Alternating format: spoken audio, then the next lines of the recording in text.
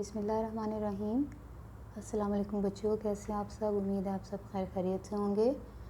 آج کے سبق کی جانب بڑھتے ہیں۔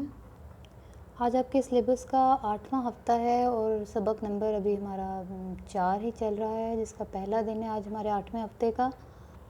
پچھلے ہفتے ہم نے نظریہ پاکستان، جس کے مصنف ڈاکٹر غلام مصطفیٰ خان ہیں، ان کا تعارف یاد کیا تھا اور نظریہ پاکستان کے تقریباً آدھے سبق کی ہم پڑھائی کر چکے ہیں۔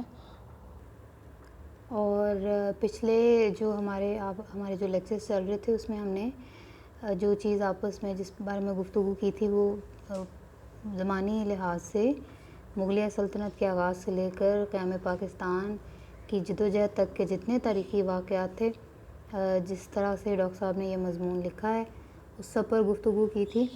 اور آخری جو ہم نے بات کی تھی وہ تھی قومیت کی تشکیل کی 2 بنیادیں، ایک مغربی مفکرین کی اور ایک وہ جو ملت اسلامیہ کے مطابق جس کی تعریف کی جا سکتی ہے۔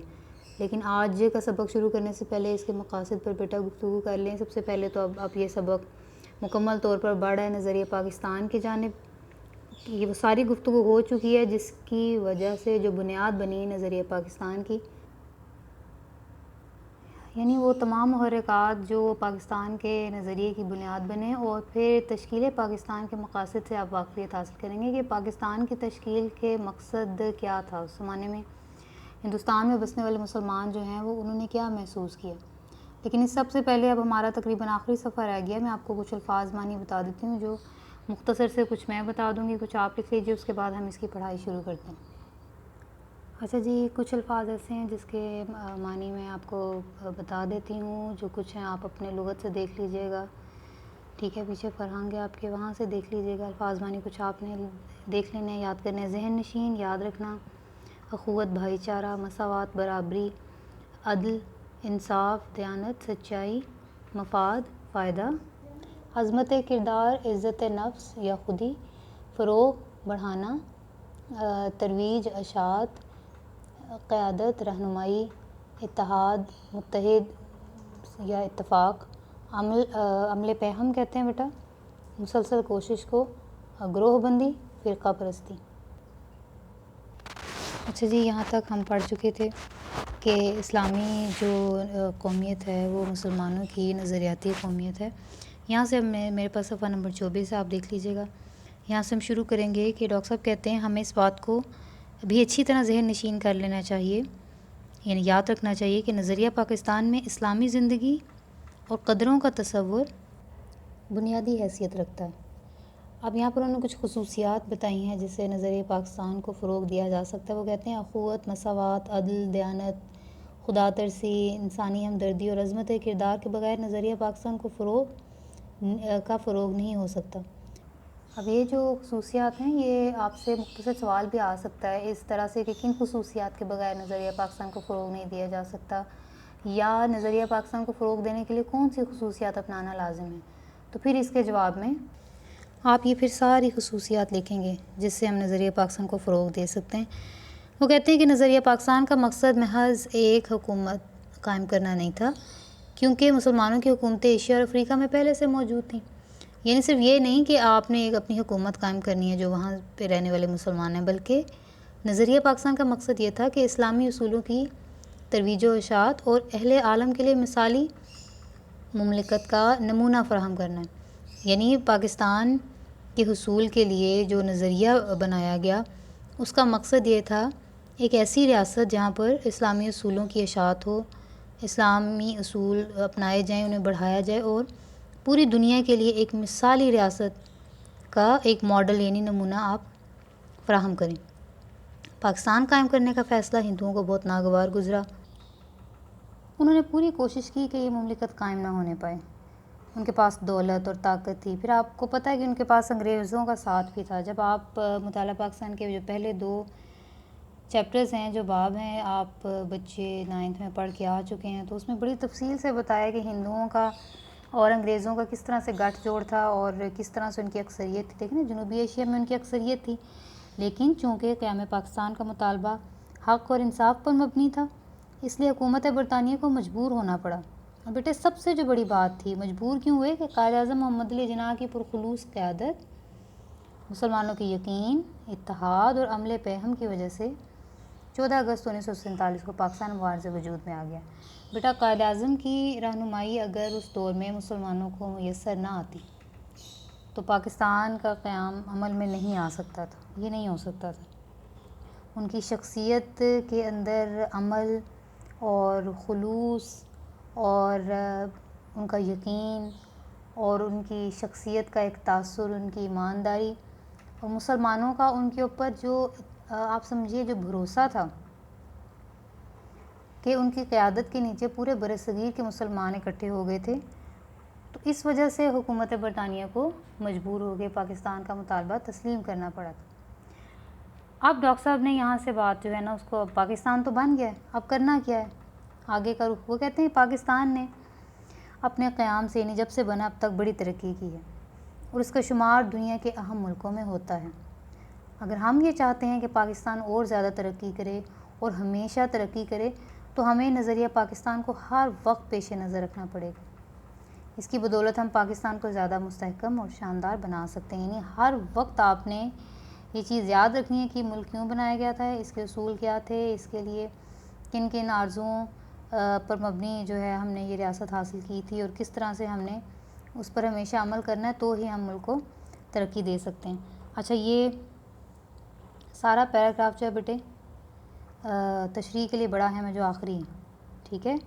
ابھی میں آپ کو باقی بھی پیراگراف بتاتی ہوں جس یہاں سے تشریح بہت آتی ہے، لیکن فی الحال نظریہ پاکستان کا مقصد پاکستان کو ایک اسلامی اور فلاحی مملکت بنانا ہے۔ نظریہ کیا تھا پاکستان کا؟ ایسی ریاست بنائیں جہاں پر اسلامی اصولوں پر عمل ہو سکے اور جہاں پر رہنے والا ہر شہری جو ہے وہ ہر طرح سے مذہبی، ریاسی، معاشرتی، معاشی ہر طرح سے آزادی محسوس کریں۔ وہ کہتے ہیں ہمیں ایسا کوئی قدم نہیں اٹھانا چاہیے جس کی وجہ سے خدا اور اس کے رسول صلی اللہ علیہ وسلم کے سامنے شرمندہ ہونا پڑے، کیونکہ یہ جو ملک آپ نے حاصل کیا ہے یہ کلمے کی بنیاد پہ حاصل کیا نا۔ کل ہم نے یہ بات کی تھی کہ پاکستان کا مطلب کیا، لا الہ الا اللہ۔ ابھی ہم نے ایک مسلمانوں کی قومیت پر بھی گفتگو کی تھی کہ وہ لا الہ الا اللہ پر قائم ہے۔ وہ کہتے ہیں ہمارا جینا اور مرنا، ڈاکٹر صاحب کہتے ہیں، پاکستان کے لیے ہونا چاہیے۔ قومی مفاد کے سامنے ذاتی مفاد کو دل سے نکال دینا چاہیے۔ یعنی اگر آپ کو لگتا ہے کہ آپ کو کسی کام میں بہت فائدہ ہے لیکن آپ کے ملک کو نقصان ہے تو پھر آپ اپنے ذاتی فائدے کو ختم کر دیں گے، اس سے فائدہ نہیں اٹھائیں گے، آپ اس کو دل سے نکال دیں گے۔ ہر قسم کی گروہ بندی سے بالا تر ہو کر تمام پاکستانیوں کی فلاح و بہبود کی کوشش کرنا، نظریہ پاکستان کو فروغ دینا ہے۔ نظریہ پاکستان کیسے بڑھے گا، کیسے فروغ پائے گا؟ کہ جب آپ ساری فرقہ بندیوں کو چھوڑ کے مذہبی ہوں یا ریاستی ہوں، یعنی نہ سندھی، پنجابی، بلوچی، پٹھان بھی نہیں بنیں گے اور شیعہ، سنی، دیوبندی، بریلوی اس طرح سے بھی نہیں ہوں گے، صرف پاکستانی بنیں گے تو آپ کا ملک ترقی کرے گا۔ سب ایک ہو جائیں، اتحاد سے کام لیں۔ اگر ہم نے نظریہ پاکستان کو پیش نظر رکھا، یعنی اپنے سامنے ہر وقت ہم نے یہ چیز رکھی اور اپنی سیرت اور کردار کو اس کے مطابق ڈھالنے کی کوشش کی، تو دنیا کی دوسری قوموں میں بھی ہمیں امتیاز حاصل ہوگا اور ہم اسلامی اصولوں کی روشنی میں پاکستان کو توانا، مستحکم یعنی مضبوط، شاندار اور پرعظمت بنانے میں پوری طرح کامیاب ہوں گے انشاءاللہ۔ ٹھیک ہے بچوں، یہ جو ایک پیراگراف ہے یہ بڑا اہم ہے تشریح کے لیے، ٹھیک ہے۔ ابھی یہ جس پر ہم نے کل بات کی تھی کہ دنیا میں قومیت کی تشکیل کی دو بنیادیں، یہاں سے یہاں تک یہ پیراگراف پڑھا ہے میں آپ کا نثر پارہ تشریح کے لیے۔ پھر اس طرح سے مسلمانوں کی قومیت ایک نظریاتی قومیت ہے، یہاں سے لے کر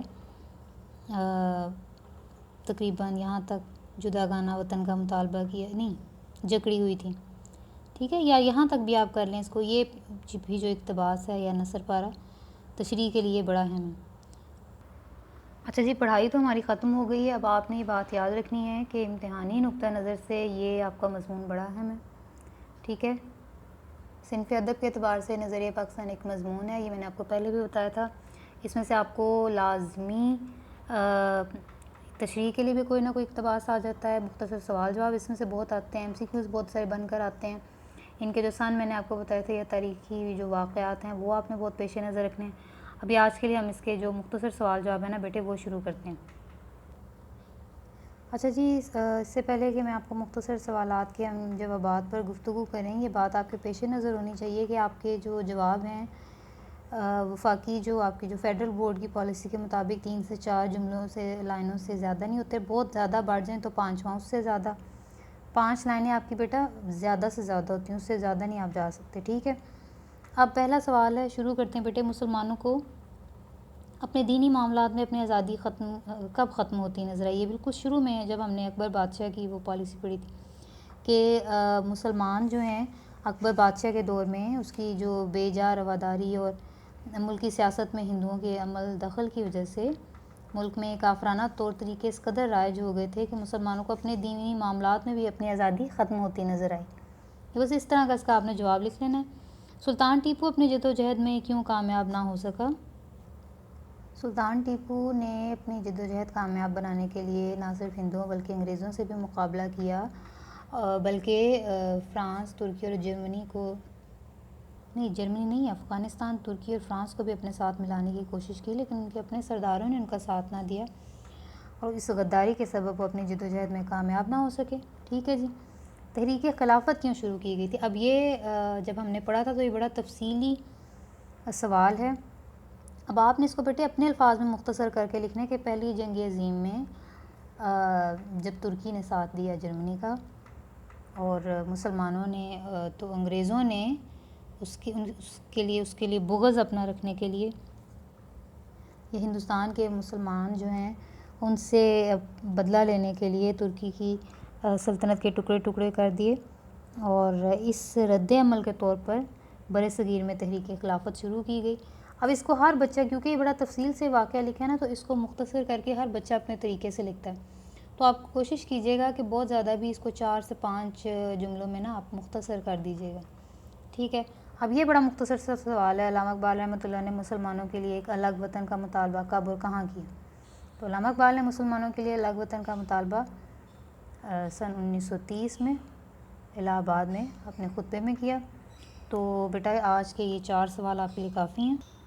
اچھا جی، گھر کا کام نوٹ کریں۔ ابھی جو ہم نے آخری صفحہ پڑھا، یہ تو جیسے جیسے میں پڑھ رہی تھی آپ نے کتاب کھول کے اس کے ساتھ ساتھ اس کو پڑھنا لازمی ہے۔ اب لکھنے کا کام جو گھر کا ہے وہ آپ کا یہ ہے کہ نظریہ پاکستان کے ابھی جو ہم نے پہلے 1 سے لے کر 4 تک مختصر سوالات ہیں اس کے جوابات آپ نے تحریر کرنے ہیں، ٹھیک ہے بیٹے۔ آج کے لیے اتنا ہی کام ہے۔ اللہ تعالیٰ آپ سب کا حامی و ناصر ہو۔ اپنا بہت سارا خیال رکھیے گا۔ فی امان اللہ، اللہ حافظ۔